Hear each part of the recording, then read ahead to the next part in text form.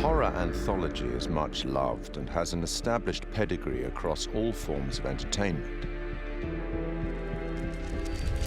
From Twice Told Tales by Nathaniel Hawthorne in 1837 to Clive Barker's Books of Blood in the mid-80s, and with the likes of Blackwood, Poe, and Lovecraft in between, short story horror writing has long been a popular format. Largely regarded as the first published horror anthology, Twice Told Tales is a collection of mostly previously published stories from The Token, an annual illustrated gift book published in Boston. The author of Twice Told Tales, Nathaniel Hawthorne, was born on July the 4th, 1804, in Salem, Massachusetts. His great-great-grandfather was John Haythorne, a Puritan, and one of the judges who presided at the Salem witch trials of 1692. In 1842, Edgar Allan Poe reviewed Twice Told Tales for Graham's magazine, concluding that Hawthorne was a man of indisputable genius. By this time, Poe, also from the state of Massachusetts, had already written his own collection of short stories for publication. This collection, titled Tales of the Grotesque and Arabesque, was published in 2 volumes in 1839. The horror anthology had become a recognized format, and after also writing many short stories for newspapers and magazines, Algernon and Blackwood's first publication, The Empty House and Other Ghost Stories, was released in 1906. Blackwood went on to write such classics as The Willows and The Wendigo, which was first published in another anthology, The Lost Valley and Other Stories, in 1910. Fast forward 74 years to 1984 and the first publication of Books of Blood. Each book was a collection of horror stories written by British author Clive Barker, the first of which catapulted Barker to legendary status in horror writing, with Stephen King proclaiming him the future of horror. Several of the stories from Books of Blood have been adapted successfully for film, including Rawhead Rex and The Midnight Meat Train. Barker adapted The Yattering Jack in 1986 for use in George A. Romero's anthology TV series Tales from the Dark Side. I take it he will remain. Short-form storytelling arrived on a new medium in 1938 when the radio show The Mercury Theatre on Air broadcast an adaptation of Dracula. I have never seen Count Dracula by day. At sunrise, at the first cockcrow, he is gone. The series was the creation of Orson Welles and John Houseman and became most famous for its broadcast of War of the Worlds, which terrified listeners, believing that the alien invasion was a reality. From 1942, the radio drama series Suspense broadcast more than 90 short plays on CBS radio for 20 years, often featuring some of Hollywood's leading stars. Initially, the series seldom used material that would be classified as horror, fantasy, or science fiction, but by the late 50s, this became a regular occurrence, including material such as H.P. Lovecraft's The Dunwich Horror. One episode, The Hitchhiker, broadcast in 1942, featured a performance by Orson Welles and was later adapted for an episode of The Twilight Zone in 1960. 1947 saw the debut of Quiet Please, a radio horror and fantasy series created by Willis Cooper. Cooper had been a writer for Orson Welles' Campbell Playhouse, which had succeeded the Mercury Theatre on Air. Please, which is written and directed by Willis Cooper and features Ernest Chappell.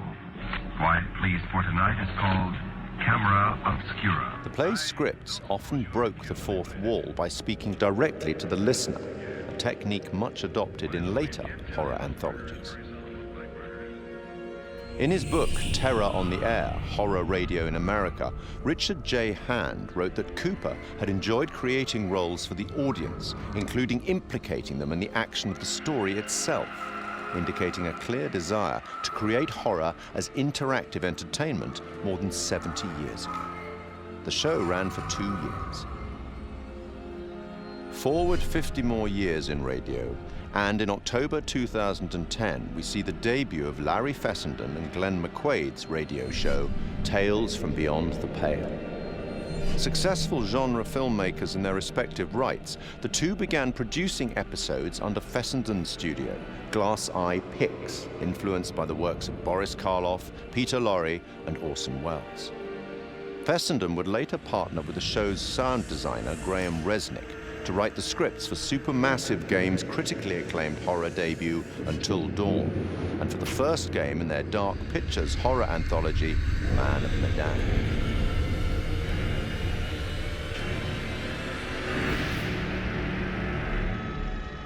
In film and TV, short-format horror has been successfully represented many times since The Twilight Zone in 1959.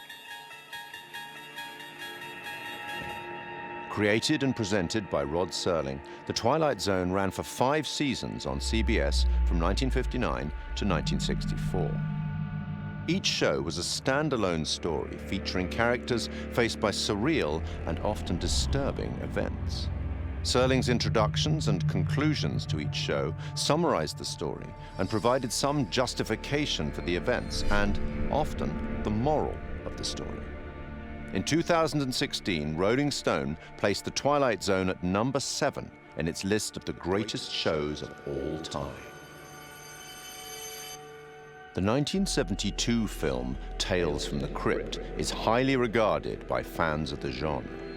Starring Peter Cushing and Joan Collins and featuring Ralph Richardson as the Crypt Keeper, it is an anthology film based on stories from EC Comics and one of several Amicus horror anthologies produced in that decade. And in 1989, HBO launched a horror anthology series under the same name, also based on EC Comics, which ran until July 1996.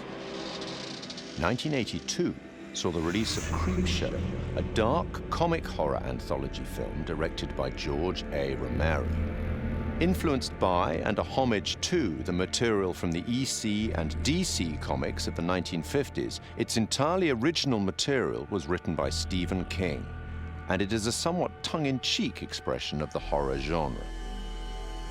25 years on, and in 2007, Trick or Treat presents another set of horror shorts as a dark comedy horror anthology film. And then, in 2012, a very different anthology film with a very different tone, VHS. Created by Brad Miska and Bloody Disgusting, an American horror genre website and film production company, VHS is a much darker horror anthology film. Comprising 6 short horror stories and linked by a found footage theme, 2 of the stories, Second Honeymoon and Tuesday the 17th, were written and directed by Ty West and Glenn McQuaid. Other examples in film and TV that are more than worthy of mention are Roger Corman's 1962 anthology, Tales of Terror, based on 3 Edgar Allan Poe short stories and featuring Peter Lorre, Vincent Price, and Basil Rathbone. The 1963 Italian horror anthology, Black Sabbath, narrated by Boris Karloff.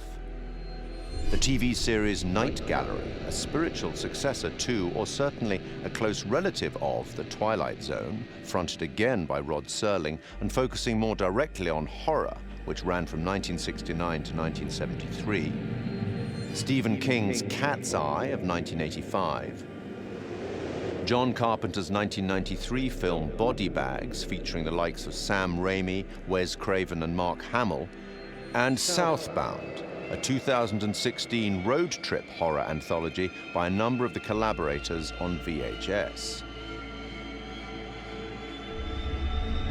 From written fiction through radio, cinema, and TV, and now video games, horror anthology is a format that both creators and horror fans enjoy.